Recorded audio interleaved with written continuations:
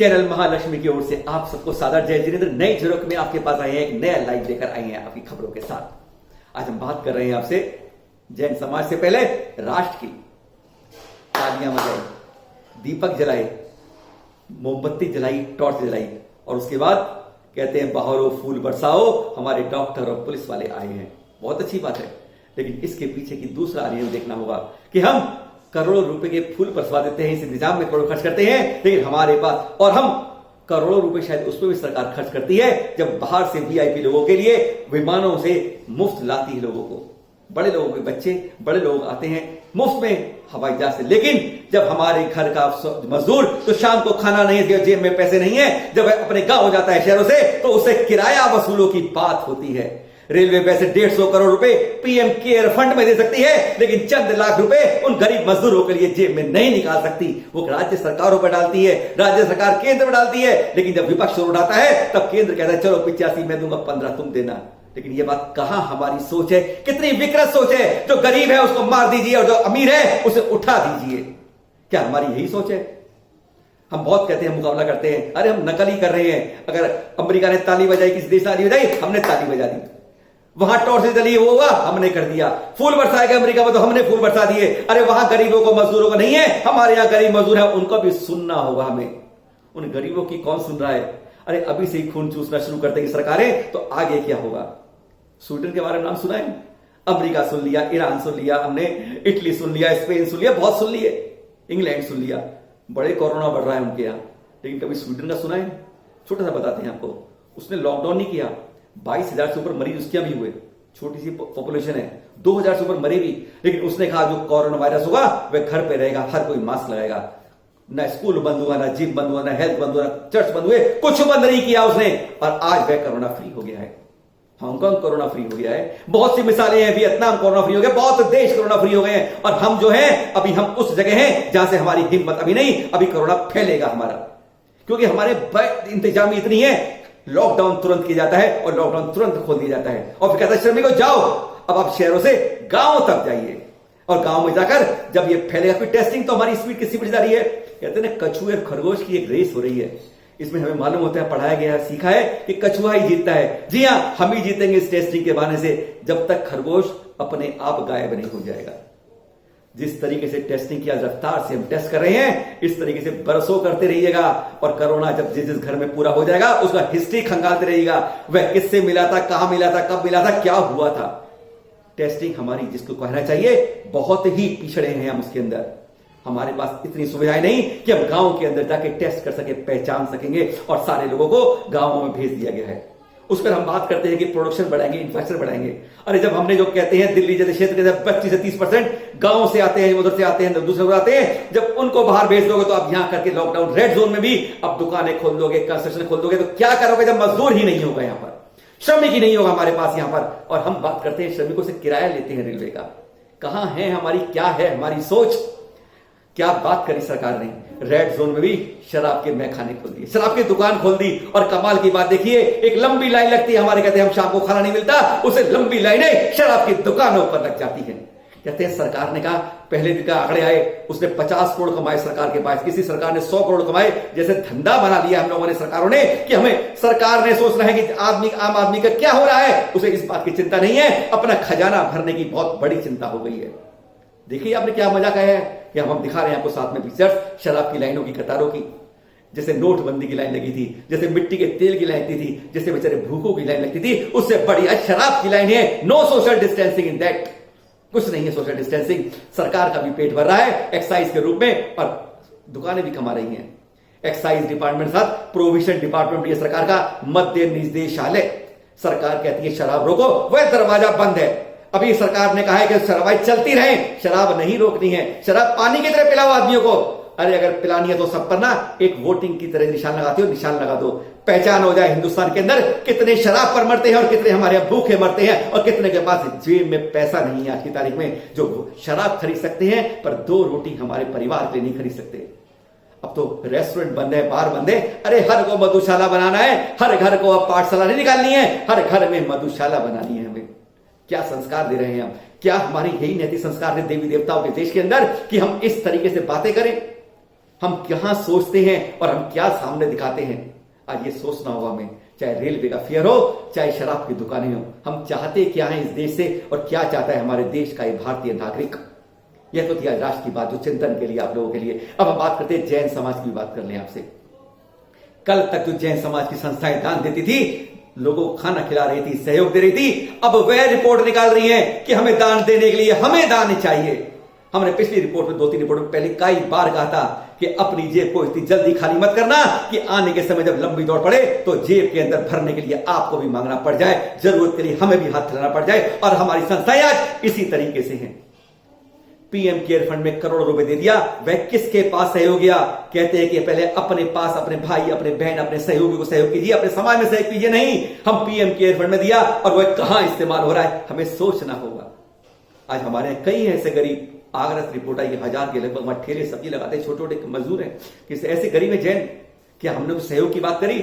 हर रोज हमें इस तरह खबरें मिलती है कि हम जैन समाज के अंदर ऐसे लोग हैं, लेकिन हम उनकी सहायता नहीं कर पाते और आज संस्थाएं खुद पैसे मांगने लगी हैं। और एक बात और, चतुर्मास आने वाले हैं, फिर बड़े बड़े साधुओं के चतुर्मास के अंदर बोलियां लगेंगी और करोड़ों रुपए का दान उस पंच कल्याण के लिए आ जाएंगे, उन चतुर्मासों के लिए इकट्ठे हो जाएंगे, जो दान हम गरीबों को खाने के लिए हम नहीं दे पाएंगे अपने समाज के अंदर। चिंतन की बातें हैं, सोचिएगा। और आज की खबरें शुरू करते हैं आपके साथ इसमें, इन झरोकों में, इन खबरों के साथ। और अब आज की खबरें। आचार्य श्री का मुख्यमंत्री को संदेश, लॉकडाउन बढ़ाओ तभी निजात पाओ। मध्य प्रदेश के मुख्यमंत्री श्री शिवराज जी का संदेश लेकर जल संसाधन मंत्री तुलसीदास संत शिरोमणि आचार्य श्री विद्यासागर जी मुनिराज के पास पहुंचे और आग्रह किया कि महाराज ऐसा आशीर्वाद दो कि पूरे देश से कोरोना खत्म हो जाए। तब आचार्य श्री ने कहा कि अभी भारत को लॉकडाउन में ही रखो, इसी से अच्छे परिणाम आएंगे। ये काम किसी एक व्यक्ति का नहीं है, सभी लोगों को अपना कर्तव्य निभाना चाहिए। 2 माह में अच्छे परिणाम आने लगेंगे। सरकार के सभी निर्णय देश के हित में हैं। सभी को दिशा निर्देशों का पालन करना चाहिए। जैसे परीक्षा में दूर दूर बैठते हैं, वैसे ही अब दूरी बना कर रखनी है, तभी इस परीक्षा में सफल होंगे। एक जगह गर्दन बचाई, दूसरी जगह थमाई। पिछले एपिसोड में ही हमने जानकारी दी थी, गुजरात के मुख्यमंत्री ने एक जैन संत के उपदेश व आशीर्वाद से 30 अप्रैल को कच्छ के तृणा पोर्ट से जिंदा भेड़ बकरियों के एक्सपोर्ट को रोकने की बात कही थी। पर अब उसकी जगह महाराष्ट्र के जयगढ़ आगरे पोर्ट से कई लाख भेड़ बकरियों का 40 से अधिक जहाज़ों से भरकर अरब भेजे जा रहे हैं। 2 साल पहले नागपुर एयरपोर्ट से भेड़ बकरियों का एक्सपोर्ट भी हो रहा था, जिसे एक जैन संत के कहने पर रोका गया। क्या बचाने वालों को केवल चिल्लाने का ही अधिकार है और मारने वाले को क्या बाकी सब अधिकार है? धिक्कार है, धिक्कार है। आचार्य श्री विमल सागर जी द्वारा करी गई अपील में कहा गया है कि अहिंसा और शाकाहार में विश्वास करने वाले हर व्यक्ति को जागृत होकर यह संकल्प करना चाहिए कि हम सब मिलकर श्री राम, श्री कृष्ण, श्री महावीर, गौतम बुद्ध, गुरु नानक आदि के साथ करोड़ों देवी देवताओं की जन्म और कर्म भूमि रही भारत से मांस व जिंदा पशुओं के पक्षियों के निर्यात को बंद करवाएंगे। अगली खबर, महाराष्ट्र के पुलिस के को गर्व है जैनियों पर। जी हाँ, ये मैसेज पढ़ रहे हैं आप, देख रहे हैं आप तो, क्योंकि additional police commissioner crime mister Bhanudas Barde ji का है, ये जो मराठी में लिखा हुआ है, जिसका हिंदी रूपांतरण हम आपके लिए यहाँ कर देते हैं, जिसको सुनकर आप जैनों का सीना भी 56 इंच का हो जाएगा। उन्होंने लिखा है कि मैं कई वर्षों से पुलिस विभाग में ड्यूटी कर रहा हूं और इस लंबे पीरियड में मैंने कभी किसी जैन को आतंकी या भिखारी नहीं देखा। मुझे लगता है कि यह इनके जैन धर्म और इनकी शिक्षाओं का मूल ही इसका राज है ना? आपको अपने को जैन होने पर गर्व करेंगे। अगली खबर, एक देश में दूसरी विदेश में। जी हाँ, कोरोना से लड़ रही 2 डॉक्टर जैन वीरांगनाएं। ये हैं मैसूर प्रवासी केसरीमल समेलमल जी की सिंघवी की पुत्री, होडू बाड़मेर राजस्थान की डॉक्टर इंदु सिंघवी, जो इस समय इंग्लैंड के लंदन शहर में हैं। वह इंग्लैंड, जहां लगभग 2.25 लाख कोरोना पॉजिटिव हैं और 30,000 के लगभग मौतें कोरोना से हो चुकी हैं।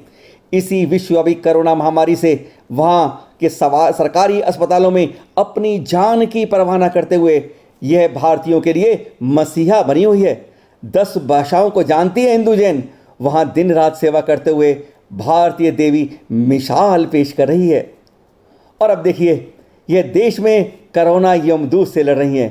कर्नाटक में डॉक्टर पूजा पी जैन कोरोना से लड़ाई में जिस तरह ये नागरिकों की सेवा कर रही हैं, इस पर कर्नाटक के मुख्यमंत्री येदियुरप्पा जी ने भी इस जैन देवी को धन्यवाद किया।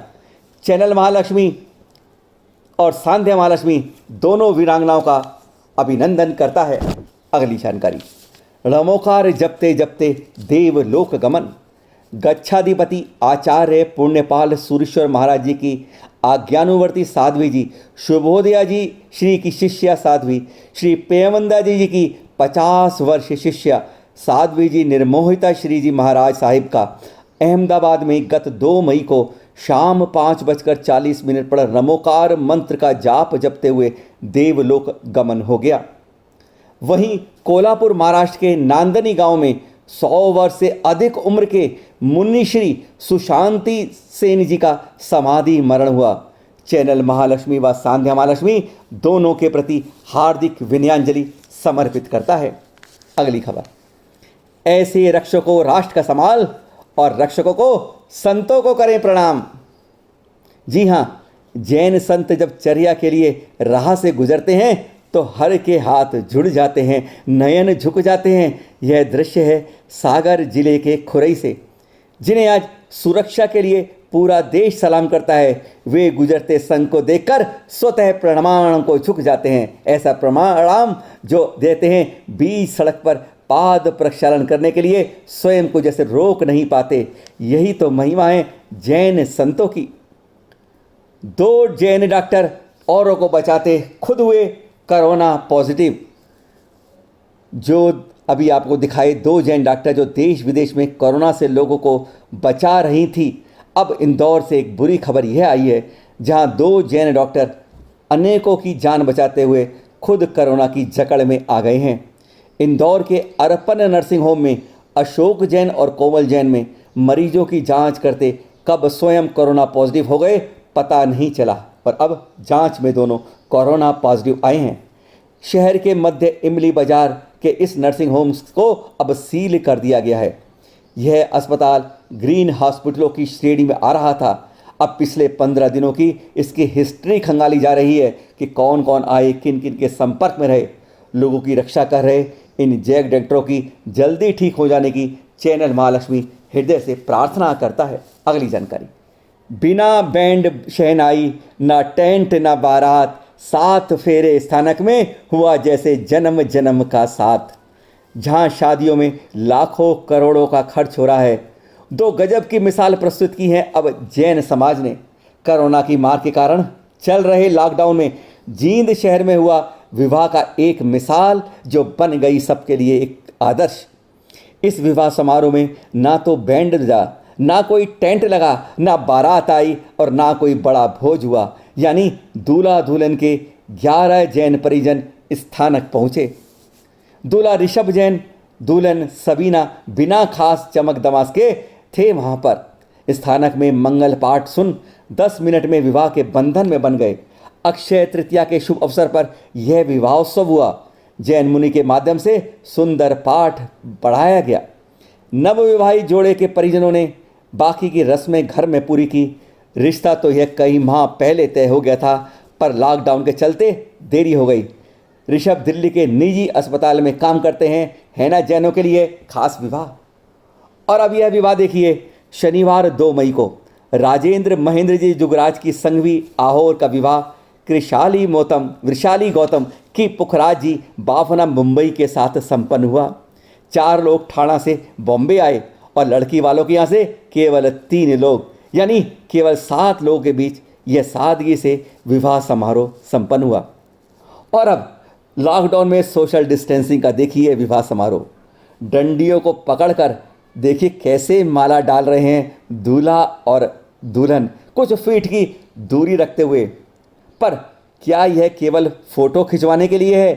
क्योंकि क्या शादी के बाद, समझ रहे होंगे आप, इतनी सोशल डिस्टेंसिंग क्या आगे भी जारी रहेगी, या फिर हाथी के दांत दिखाने के और खाने के अलग अलग ही होते हैं? 8 साल पहले हुआ प्रेम विवाह, अब विवाद के बाद हुई हत्या और करी खुदकशी। 30 अप्रैल की यह दर्दनाक खबर आई है ललितपुर के कोतवाली क्षेत्र के मोहल्ला आजादपुर रिसाला मंदिर के मैदा व्यापारी से, जिसने आपसी विवाद में अपनी लाइसेंसी बीमार से अपनी पत्नी की गोली मारकर और फिर खुद को भी गोली मारकर अपने आप आत्महत्या कर ली। शक्कर और मैदा का कारोबार करने वाले 34 वर्षीय आज़ाद जैन ने 8 वर्ष पहले चंचल जैन से प्रेम विवाह किया था और पिता से अलग रहते थे। दोनों के बीच कुछ समय से विवाद चल रहा था। अगले दिन घायल पत्नी की भी दम तोड़ दिया मृत्यु हो गई। लॉकडाउन के चलते एकल परिवारों में विवाद, तलाक की अनेक घटनाएं अब सामने आने लगी हैं। इनकी 5 वर्षीय दिव्यांग बेटी की आंखों के सामने यह पूरा घटनाक्रम हुआ। अब वह बेचारी है बिस्तर पर पड़े पड़े बस देखती रह गई। और अब ये जानकारी, पिच्छी नुमा गजब का मंदिर है मंदारगिरी में, बिहार का मंदारगिरी नहीं, कंफ्यूज मत करिए, ये दूसरी मंदारगिरी दिखा रहे हैं आपको। बंगलौर से लगभग 60 किलोमीटर की दूरी पर है। इसे बसदी बेटा भी कहते हैं, बसदी यानी मंदिर। यहाँ पर 4 मंदिर हैं, सभी 12वीं से 14वीं सदी के हैं। अनूठे, अद्वितीय, अनुपम। लगभग 450 सीढ़ियाँ चढ़कर आप ऊपर पहुँचते हैं। वैसे इन सीढ़ियों को चढ़ने में 15 मिनट से ज़्यादा समय नहीं लगेगा। नीचे सबसे खूबसूरत है यह पिच्छी आकार का मंदिर, जिसे गुरु बसदी कहा जाता है। इसकी ऊंचाई है 81 फीट। लगता है मोर पंखों की से एक बड़ी पिच्छी यहाँ रख दी गई है। नीले हरे संतरी रंगों की छटा देखते ही बनती है। यहाँ पर चंदा प्रभु की एक खड़गासन मूर्ति भी है। यह गोमेटेश्वर का छोटा रूप लगती है। हाँ, ऊपर जाने के लिए सुरक्षा प्रहरी को ताला खुलवाने के लिए पहले ही कह दीजिए, और नीचे इस गजब के हाथी को देखना मत भूलिएगा। यहाँ पर 2 चंदा प्रभु की और 2 पारस प्रभु की प्रतिमाएं हैं, यानी एक मंदिर परिसर और 4 छोटे प्राचीन मंदिर हैं। ये जानकारी भेजी हमें धीरज जैन जी ने। और अब दिखाते हैं आपको सहयोग, सहायता, दान कैसे करते हैं। हाथ जोड़कर, विनय के साथ, नम्रता के साथ, कोई फोटो सेशन नहीं, मदद के लिए कहते हैं पूरा करते हैं साथ में सम्मान। एक एक करके सहयोग के लिए बढ़ते हाथ।